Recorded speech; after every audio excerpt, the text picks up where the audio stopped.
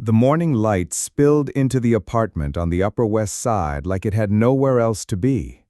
It filtered through the gauzy curtains with a kind of reluctant grace, tracing soft lines over the floorboards, over the unwashed coffee mug on the kitchen counter, over the worn wool cardigan tossed on the chair.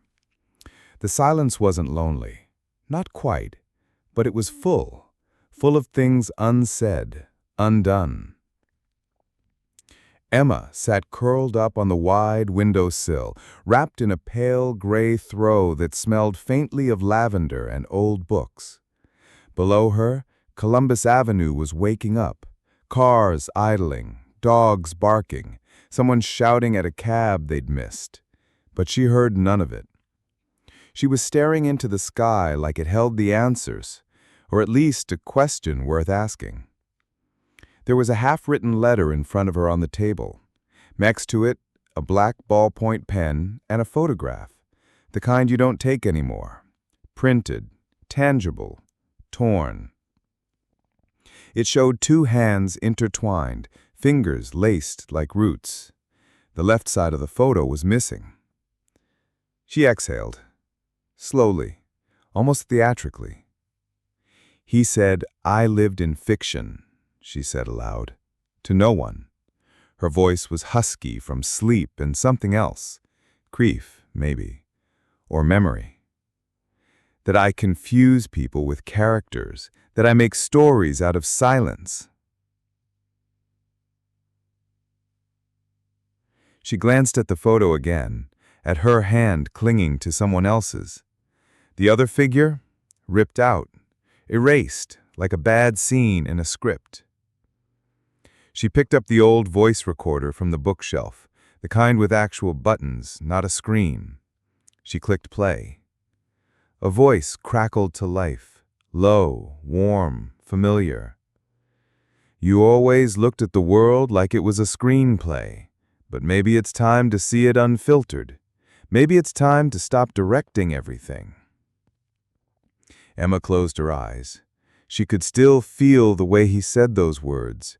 Not in anger, not in frustration, but in quiet surrender. He'd always been the realist. She'd always lived in her head. She smiled, the kind of smile that hurt a little.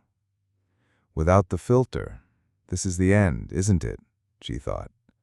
Or maybe it's the beginning, just not the one I wrote. Later that day, Emma walked through Central Park, scarf wound tight around her neck, eyes flicking from tree to tree as if the city were whispering things only she could hear. New York in early spring was still gray, still uncertain, like her. She passed a street performer sketching quick portraits in charcoal. Couples laughed nearby. One woman cried quietly on a bench unnoticed. Emma paused, watched, wrote the scene in her head. A man walks by. His coat brushes hers. He doesn't look back. Neither does she. Back in her apartment that evening, Emma opened her laptop. The screen blinked. Blank. She typed, "Chapter 1, he left in the middle of a sentence." She stopped. Deleted it. Tried again. Chapter 1. I mistook his patience for permanence. Closer. She scrolled through old drafts, romances that ended too neatly, characters that changed too quickly, happy endings that hadn't aged well. In the background, the voice recorder played again.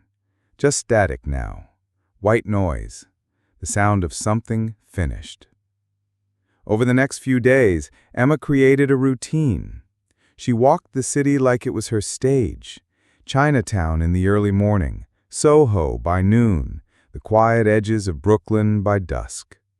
She carried a notebook in her coat pocket, scribbling overheard dialogue, passing thoughts, strange dreams.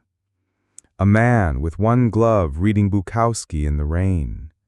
Two strangers holding hands like it was an accident. A voicemail she never deleted. At night, she'd return to her window. She never turned on the overhead light.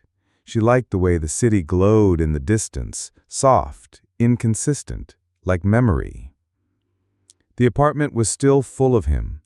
The wine glasses he preferred, the scent of cedar in the closet, the book he'd never finished reading. But something was changing, not fast, not dramatically, but inevitably. She no longer flinched when she heard his name. She no longer needed to play his voice to remember what it sounded like. One evening, nearly a month after he'd left, she opened a fresh page and wrote, Chapter 1. This time, she writes the story for herself. And this time, she didn't delete it.